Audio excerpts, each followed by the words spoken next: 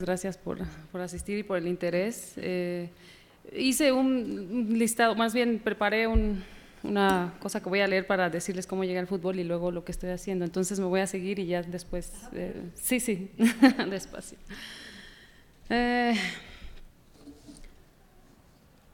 La fuente de básquetbol era mi carta de presentación en el diario deportivo Récord. Donde a pesar de que durante la entrevista supieron que había crecido en una casa con 6 hermanas que jamás cambiaron las telenovelas por el fútbol, aceptaron mi currículo, pero para cubrir al Atlante. En aquel entonces no sabía que el fútbol entraría a diario por la recámara, por la sala, por el comedor de la casa como el sol de un mediodía en vacaciones. Mi experiencia con la palabra fútbol no tenía una sola letra en mi pasado. Quizá algunas pateadas de balón con los primos o en los recreos de la escuela, pero por lo que entendí faltaban rostros de mujeres en Récord. Acepté trabajar en el equipo de los reporteros futbólogos, no sin la nostalgia por ceder la disciplina que había practicado tantos años y a la que quería seguir aportando. Sin embargo, la fuerte atracción de tener una mayor conexión con el deporte, que ya trascendió a la categoría idioma, fue irresistible. De ahí nació un romance. Muy pronto el fútbol me enseñó a dar respuestas a gente, como dice Juan Villoro en Dios es redondo, ilusionada y ávida de saber por qué sus supersticiones, anhelos, deseos de venganza, complejos mayúsculos e intrincadas leyendas estaban puestas en un deporte que parecía solo darse en una cancha. Como basquetbolista, me volví aliada desde la tribuna y el enlace entre el fútbol y yo partió de la emoción de ver el cuerpo en movimiento y el estremecimiento cuando las miradas registran goles sublimes. Recuerdo los primeros campamentos. La mayoría de los reporteros eran hombres, sumándole jugadores, entrenadores, asistentes, suplentes y demás involucrados en un equipo de fútbol.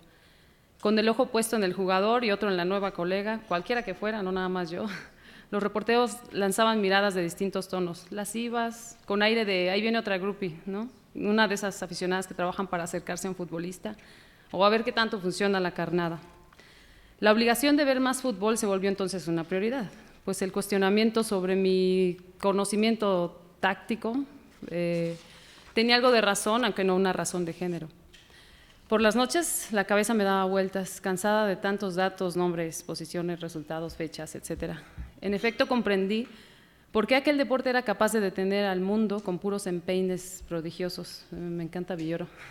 De igual forma, descubrí que en el fondo había tanto en las intersecciones de las múltiples dimensiones de la riqueza del fútbol, que para lo que yo ejerzo, el principal mandato era contar historias, no precisamente haberlo practicado.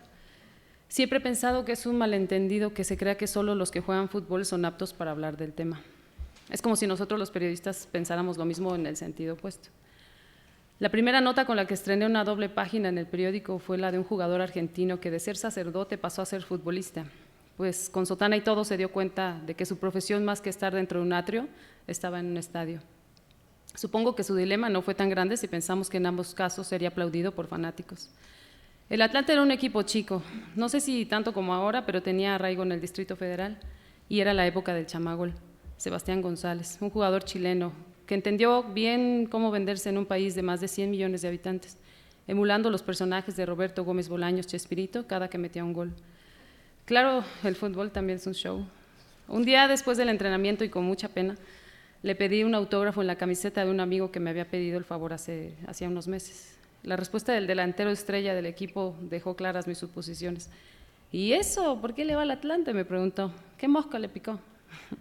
En aquel entonces los Potros de Hierro entrenaban en el CAR, el centro de alto rendimiento que queda en la salida a Cuernavaca, igual que las jugadoras de fútbol femenil. Ahí conocí a Charlín Corral, con cuya historia pude ganarme el único promo que conseguí en la portada de Récord.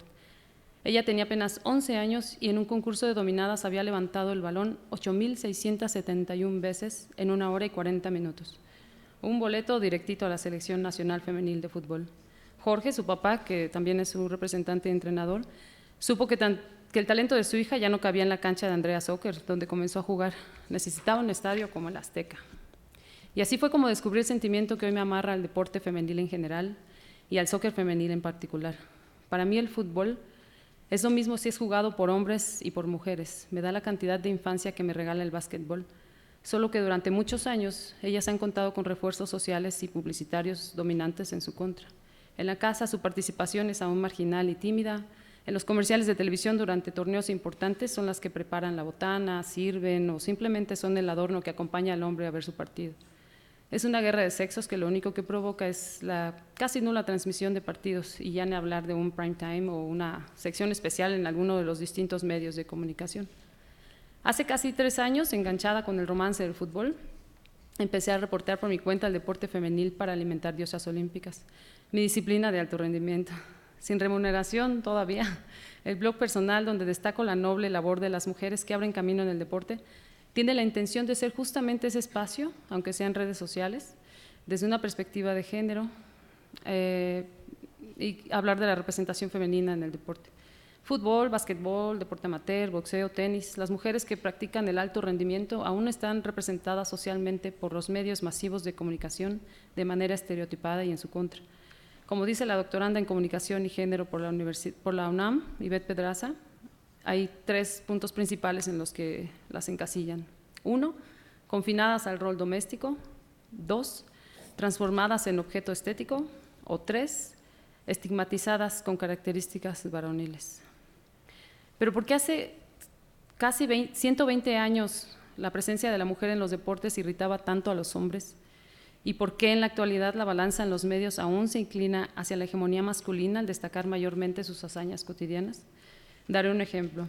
En noviembre del 2013, la selección femenil sub-17 derrotó a Estados Unidos en penales, 5-3 quedaron, durante el premundial femenil de la CONCACAF. Era un histórico triunfo, sobre todo porque dejó a Estados Unidos al fuerte, fuera del mundial de la categoría, que se celebró en marzo del año pasado en Costa Rica y que ese sí fue transmitido por Televisa y TV Azteca. El siguiente paso de la selección mexicana llegó más lejos. También en pena máxima, Canadá aprobó la misma pócima de la adolescente portera mexicoamericana, Emily Alvarado, 4-2 quedaron, y tuvo que conformarse con la plata. Otro triunfo sin precedentes. Ningún partido fue televisado, pues estaban ocupados transmitiendo la Copa Mundial Sub-17. Claro, sin la aclaración varonil, porque para el mundo cuando se habla de un evento así, se sobreentiende que es de hombres. En fin. Meses antes, en agosto, sucedió lo mismo con el equipo femenil que participó en la Universidad Mundial de Kazán, Rusia, donde justo la pequeña de la que les hablaba, que cambió las muñecas por un balón de fútbol, Charlyn Corral, fue la campeona goleadora del torneo con 10 goles, y eso que acababa de ser operada.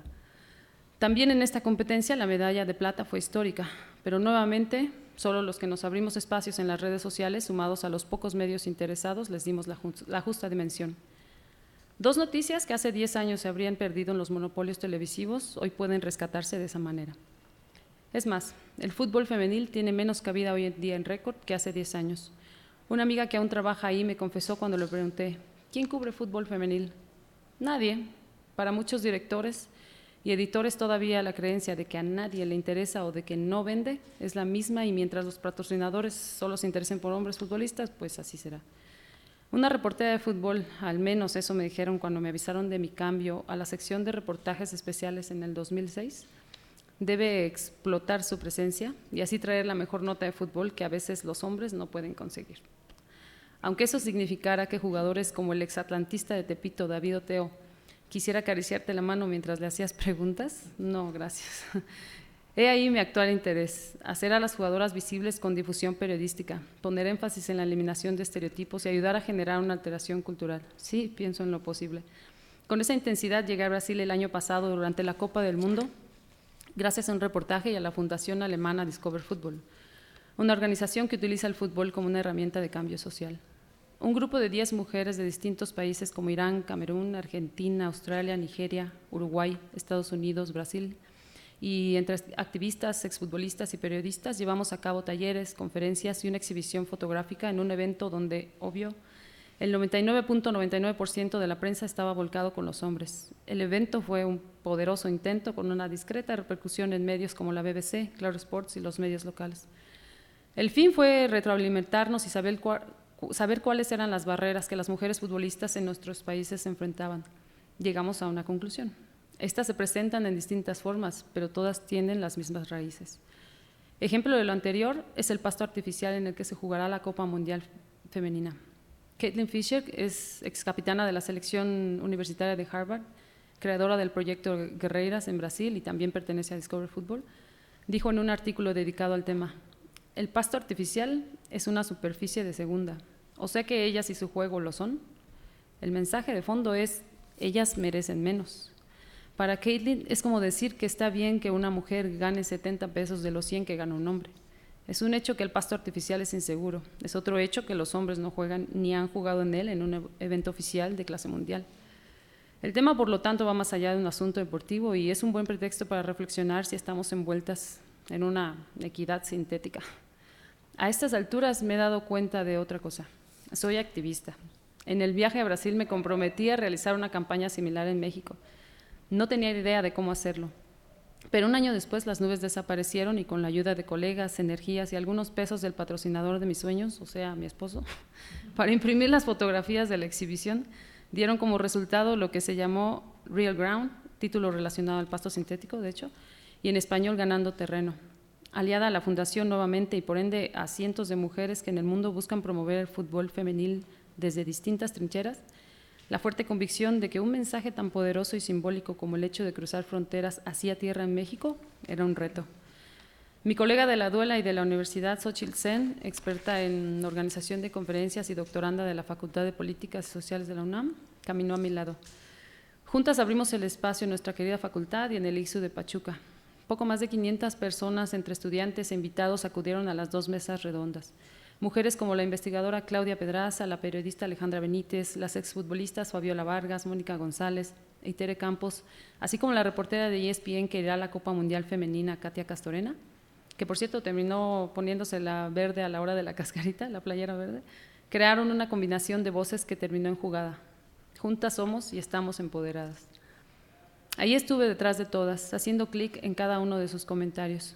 Que si en los 90 la femenil jugaba con las playeras usadas del equipo de hombres, que si los primeros partidos oficiales fueron un desastre, que si las mujeres en las barras entristecen cuando se acaba la temporada de la Liga Varonil porque no saben en qué gastar su dinero, que si como jugadoras lo más importante es escuchar primero que les digan que son talentosas en vez de guapas, que si la lucha dentro de los medios de comunicación es con los propios productores para que metan la información de femenil y así.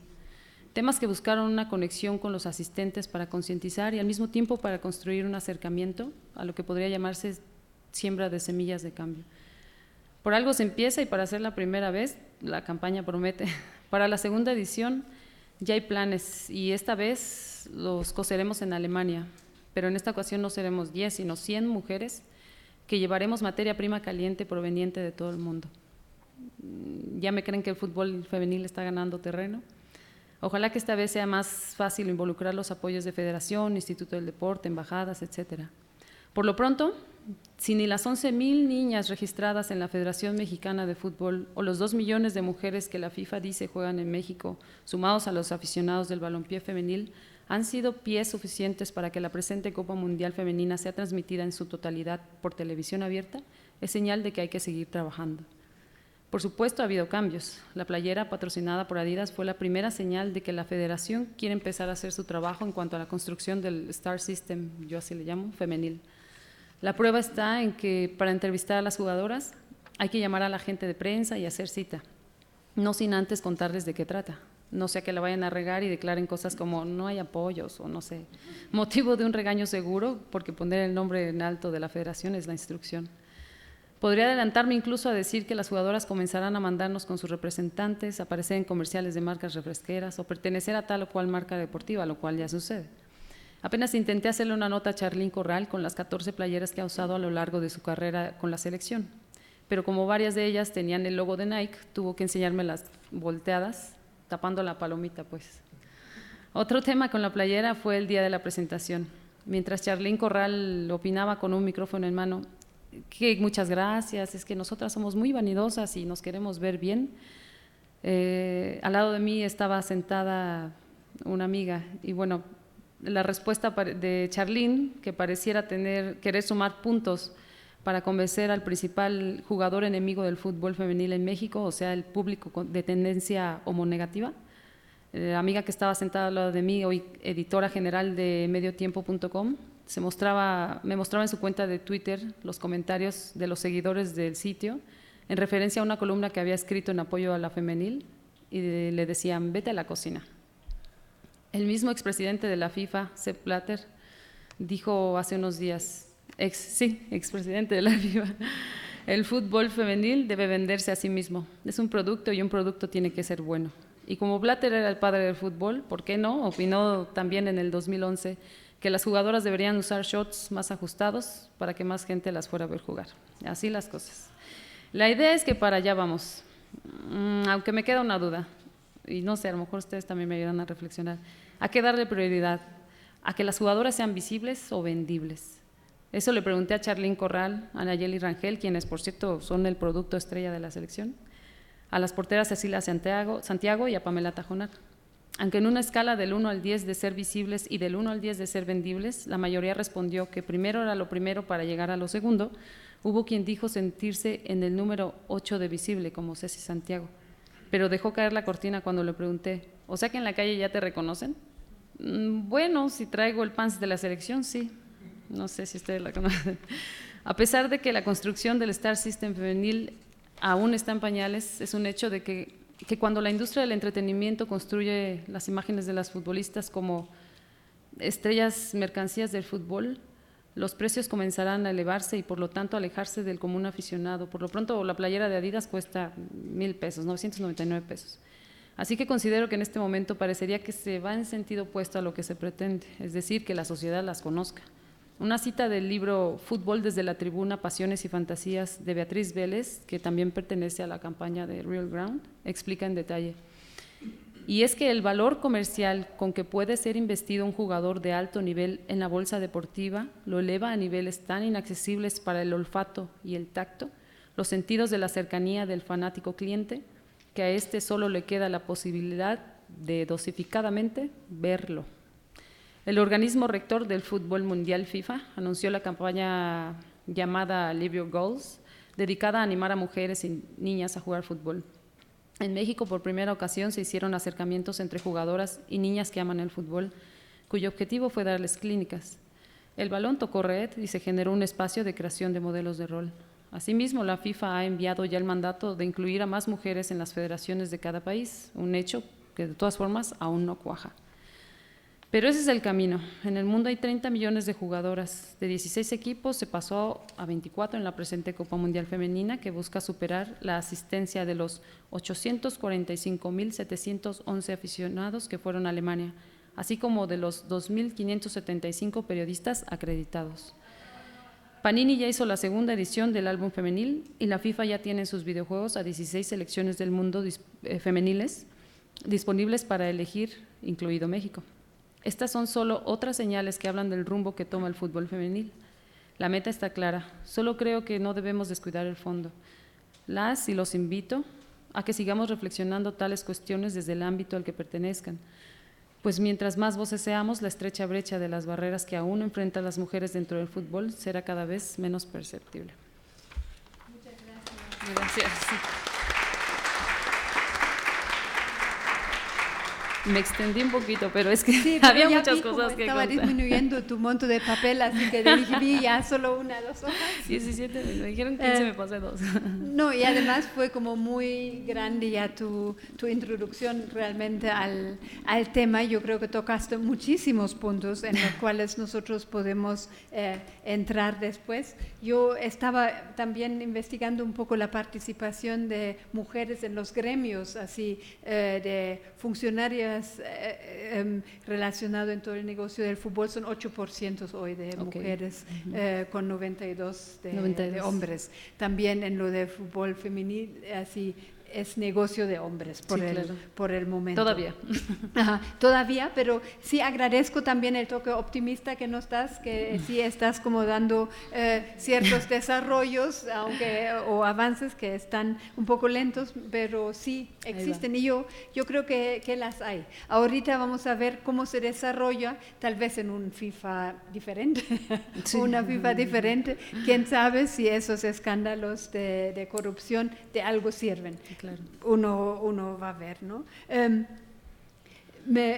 También leí que me pareció un dato bien interesante, que le costaba mucho todavía al fútbol femenino de conseguir patrocinadores y que los equipos son muy patrocinados por instituciones estatales, así por las instituciones que se encargan del deporte. Sí están tratando de promover más mujeres también, pero que realmente mucho dinero estatal todavía va al fútbol femenino, mientras el masculino ya es como negocio privado casi 100%, ¿no?